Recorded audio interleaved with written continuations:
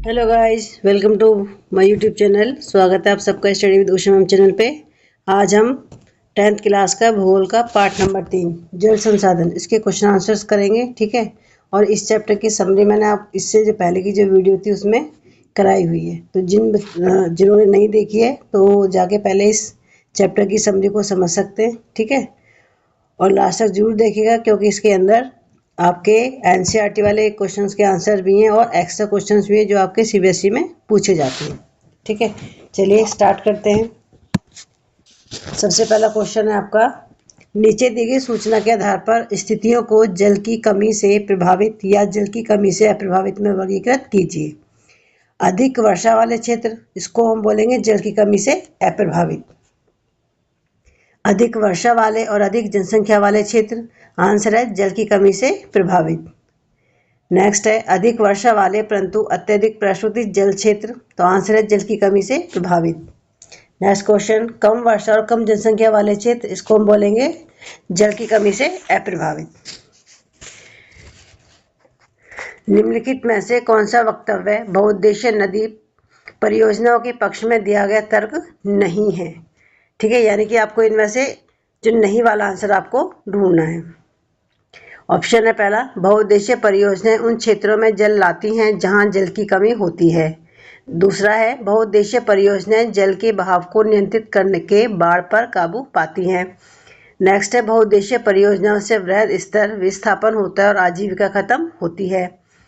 Next है, बहुउद्देशीय परियोजनाएं हमारे उद्योग और घरों के लिए विद्युत पैदा करती हैं, ठीक है। तो देखिए इसमें 3 आंसर आपके हाँ वाले और एक आंसर आपका नहीं वाला, तो इसका जो आंसर होगा वह है आंसर ग, ठीक है। कि जो बहुउद्देशीय परियोजनाओं से वृहद स्तर विस्थापन होता है और आजीविका खत्म होती है। नेक्स्ट क्वेश्चन के आंसर आपको 30 शब्दों में देने हैं, ठीक है। पहला क्वेश्चन है कि व्याख्या करें कि जल किस प्रकार नवीकरण योग्य संसाधन है। तो आंसर है जल एक नवीकरण योग्य संसाधन है क्योंकि जल एक बार प्रयोग होने पर समाप्त नहीं होता। इसकी पुनः पूर्ति संभव है। जैसे जल का प्रयोग यदि उद्योगों में या घरेलू कार्यों में किया जाता है तो इससे जल प्रदूषित हो जाता है लेकिन समाप्त नहीं होता। जल को साफ करके फिर से प्रयोग करने योग्य बनाया जा सकता है, ठीक है। नेक्स्ट क्वेश्चन की जल दुर्लभता क्या है और इसके मुख्य कारण क्या है, ठीक है। जल दुर्लभता को आप सिंपल लैंग्वेज में आप समझ सकते हैं। दुर्लभता का मतलब होता है जल की कमी, ठीक है। जल की कमी या जल दुर्लभता तब होती है जब पानी की उपलब्धता पानी की मांग से मेल खाने के लिए पर्याप्त नहीं होती। यानी कि जितनी डिमांड की, जितनी पानी की आवश्यकता है, जितनी जरूरत है, उसकी मांग अगर पूरी नहीं होती है तो उसको हम क्या बोलेंगे, जल दुर्लभता बोलेंगे, ठीक है। और इसके क्या कारण देखिए, जल दुर्लभता के निम्नलिखित कारण है। सबसे पहला तो यही जनसंख्या वृद्धि, ठीक है। दूसरा है जल की मांग में वृद्धि और तीसरा है जल का असमान वितरण। तो ये 3 कारण है जो जल की कमी के लिए जिम्मेदार है, ठीक है। नेक्स्ट क्वेश्चन, बहुउद्देशीय परियोजनाओं से होने वाले लाभ और हानियों की तुलना करिए। देखिए जो बहुउद्देशीय परियोजना है, बहुउद्देशीय नदी परियोजनाएं सिंचाई, बिजली उत्पादन, बाढ़ नियंत्रण, अंतर्देशीय नौचालन और मछली प्रजनन में मदद करती हैं। लेकिन जलाशय स्थानीय वनस्पतियों और जीवों को नष्ट कर देते हैं। कई मूल गांव जलमग्न हो जाते हैं और लोग अपनी आजीविका खो देते हैं, ठीक है। जो नेक्स्ट क्वेश्चन है इसके आंसर आपको 120 शब्दों में देने हैं। तो पहला क्वेश्चन है कि राजस्थान के अर्धशुष्क क्षेत्रों में वर्षा जल संग्रहण किस प्रकार किया जाता है, व्याख्या कीजिए। तो आंसर है कि राजस्थान के अर्धशुष्क क्षेत्रों में हर घर में पीने का पानी संग्रहित करने के लिए भूमिगत टैंक अथवा टांका हुआ करते हैं, ठीक है। दूसरा है कि टांका आकार में बड़ा होता है तथा यह सुविकसित छत वर्षा जल संग्रहण तंत्र का अभिन्न हिस्सा होता है जिसे मुख्य घर या आंगन में बनाया जाता है। नेक्स्ट, वे घरों के ढलवा छतों से पाइप द्वारा जुड़े होते हैं। छतों से वर्षा का पानी इन नालों से होकर भूमिगत टांका तक पहुंचता है जहां इसे एकत्रित किया जाता है। नेक्स्ट पॉइंट है कि वर्षा का पहला जल छत और नालों को साफ करने में प्रयोग होता है और उसे संग्रहित नहीं किया जाता। नेक्स्ट पॉइंट है, टांका में वर्षा जल अगली वर्षा ऋतु तक संग्रहित किया जा सकता है। नेक्स्ट पॉइंट है, टांका भूमिगत कमरों को ठंडा रखने में भी सहायता करता है जिससे ग्रीष्म ऋतु में गर्मी से राहत मिलती है। नेक्स्ट क्वेश्चन है कि परंपरागत वर्षा जल संग्रहण की पद्धतियों को आधुनिक काल में अपनाकर जल संरक्षण एवं भंडारण किस प्रकार किया जा सकता है। तो आंसर है भारत में वर्षा जल संचयन के पारंपरिक तरीके जैसे छत वर्षा जल संचयन प्रणाली लोकप्रिय हो रहे हैं। मैसूर के गेंदाधुर गांव में लगभग 200 परिवारों ने छत पर वर्षा जल संचयन पद्धति को अपनाया है, जिससे गांव बारिश के पानी से समृद्ध हुआ है। तमिलनाडु राज्य ने सभी घरों में छत पर वर्षा जल संचयन संरचनाएं रखना अनिवार्य कर दिया है। बकायादारों को कड़ी सजा दी जाती है। ठीक है, ये आपके देखिए एक्स्ट्रा क्वेश्चन हैं। ठीक है, पहला है कि जल चक्र से क्या तात्पर्य है। हाइड्रोलॉजिकल चक्र, जिसे जल चक्र के रूप में भी जाना जाता है, वाष्पीकरण, संघनन और वर्षा के माध्यम से पृथ्वी की सतह पर ऊपर और नीचे पानी की निरंतर गति का वर्णन करता है। नेक्स्ट क्वेश्चन है कि जल संसाधनों के संरक्षण की क्या आवश्यकता है। तो आंसर है फर्स्ट पॉइंट कि जल संसाधन सीमित है और हमारी आवश्यकताएं दिन प्रतिदिन बढ़ती जा रही हैं। सेकंड पॉइंट, हमारे अधिकांश संसाधन पीने और अन्य उद्देश्यों के लिए प्रदूषित और अनुपयुक्त हैं। थर्ड पॉइंट, स्वास्थ्य खतरों से स्वयं को सुरक्षित रखना। फोर्थ पॉइंट, खाद्य सुरक्षा सुनिश्चित करना और हमारी आजीविका को जारी रखना। फिफ्थ पॉइंट है हमारे जल स्रोतों के प्राकृतिक पारिस्थितिकी तंत्र के क्षरण को रोकना। नेक्स्ट क्वेश्चन है कि भारत में बहुउद्देशीय परियोजनाओं पर एक संक्षिप्त टिप्पणी लिखिए। आंसर है फर्स्ट पॉइंट, स्वतंत्रता के बाद उनके एकीकृत जल संसाधन प्रबंधन दृष्टिकोण के साथ लॉन्च किया गया। ठीक है। सेकंड पॉइंट, जवाहरलाल नेहरू ने बांधों को गर्व से आधुनिक भारत के मंदिरों के रूप में घोषित किया। थर्ड पॉइंट है यह कृषि और ग्राम अर्थव्यवस्था के विकास को तेजी से औद्योगिकरण और शहरी अर्थव्यवस्था के विकास के साथ एकीकृत करेगा। नेक्स्ट क्वेश्चन, पालर पानी क्या है और राजस्थान के शुष्क क्षेत्रों में इसका क्या महत्व है। तो आंसर है वर्षा का पानी जो भूमिगत टैंकों में जमा होता है, पीने योग्य पानी है, इसे पालर पानी कहते हैं। ठीक है, सिंपल भाषा में कहे तो जो बारिश का जो पानी होता है उसको क्या बोला जाता है, पालर पानी बोला जाता है। ठीक है, राजस्थान के शुष्क क्षेत्रों में यह निम्नलिखित तरीकों से महत्वपूर्ण है। फर्स्ट पॉइंट, यह पेयजल का मुख्य स्रोत है जब अन्य स्रोत सूख गए हों। ठीक है। सेकंड पॉइंट है कि इसे पेयजल का शुद्धतम रूप माना जाता है। थर्ड पॉइंट, गर्मियों में ये टैंक भूमिगत कमरों और उनसे जुड़े कमरों को ठंडा रखते हैं। नेक्स्ट क्वेश्चन है कि भारत में प्रचलित किन्हीं 3 अलग अलग वर्षा जल संचयन प्रणालियों का वर्णन करें। तो आंसर है फर्स्ट पॉइंट, पहाड़ी क्षेत्रों में लोगों ने कृषि के लिए गुल और कुल जैसी वाहिकाएं बनाई हैं। सेकंड पॉइंट, बंगाल के बाढ़ क्षेत्रों में जल वाहिकाएं बनाई गईं। थर्ड पॉइंट, राजस्थान के शुष्क और अर्धशुष्क क्षेत्रों में कृषि क्षेत्रों को बरसाती भंडारण संरचनाओं में परिवर्तित किया गया। ठीक है। नेक्स्ट क्वेश्चन, बांधों को बहुउद्देशीय परियोजनाएं क्यों कहा जाता है। आंसर है फर्स्ट पॉइंट, बांधों का निर्माण बाढ़ नियंत्रण, सिंचाई, बिजली उत्पादन और वितरण के लिए किया जाता है। सेकंड पॉइंट, जल, वनस्पति और मिट्टी के संरक्षण के लिए बांधों का निर्माण किया जाता है। थर्ड पॉइंट, यह पर्यावरण को बढ़ावा देने में मदद करता है।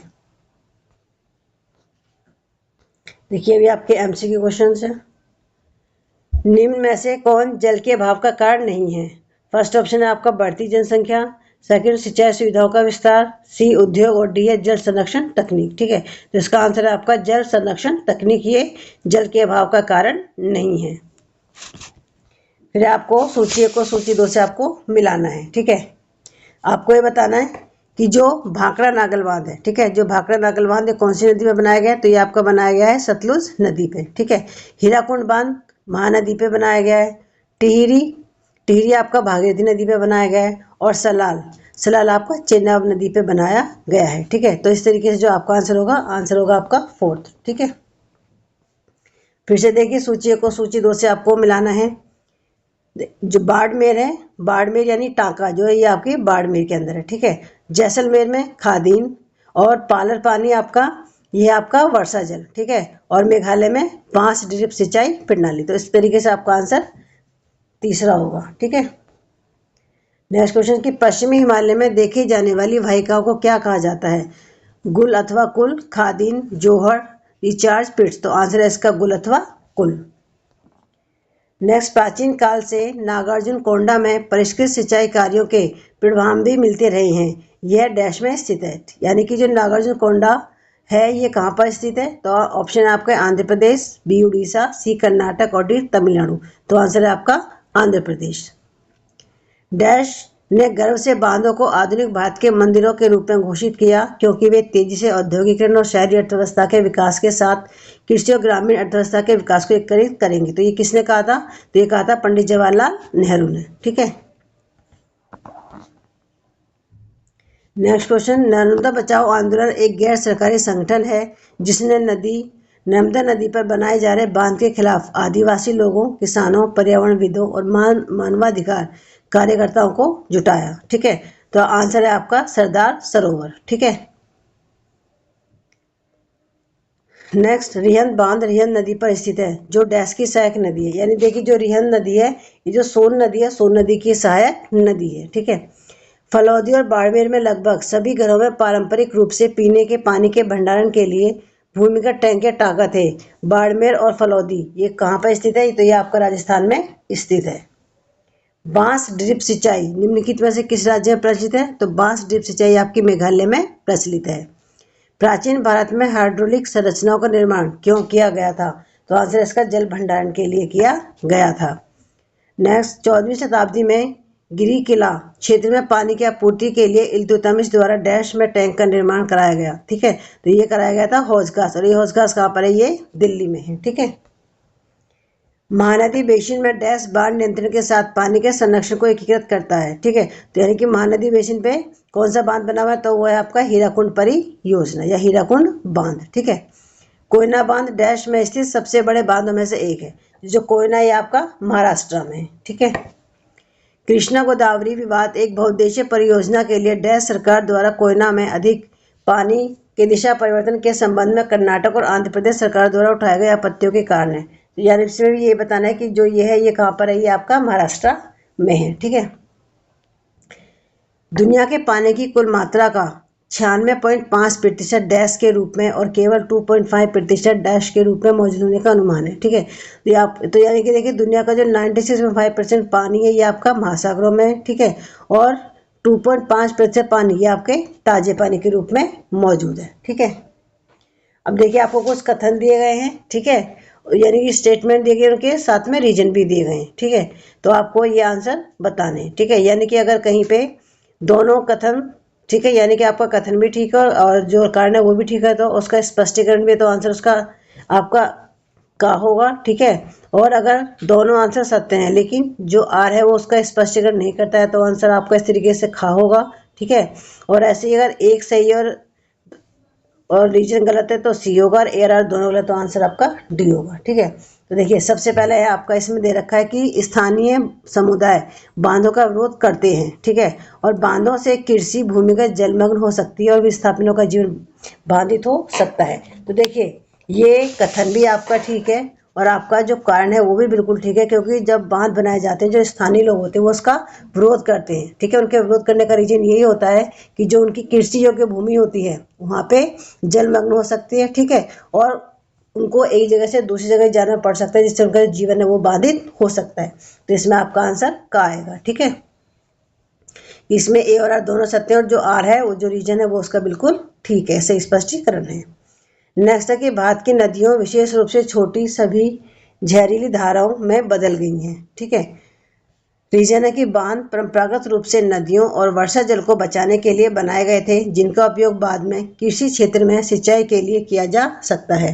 देखिए जो आपका कथन है वो भी ठीक है और जो रीजन है, चीज़ तो दोनों ठीक है, रीजन भी ठीक है, लेकिन इसका जो स्पष्टीकरण है वो बिल्कुल भी सही नहीं है। तो इसलिए इसका जो आंसर होगा वो होगा खा। ठीक है, नेक्स्ट क्वेश्चन है, जैविक संसाधन वे वस्तुएं जो जीवमंडल से प्राप्त होती हैं और उनमें जीवन होता है। ठीक है, ये बिल्कुल ठीक है।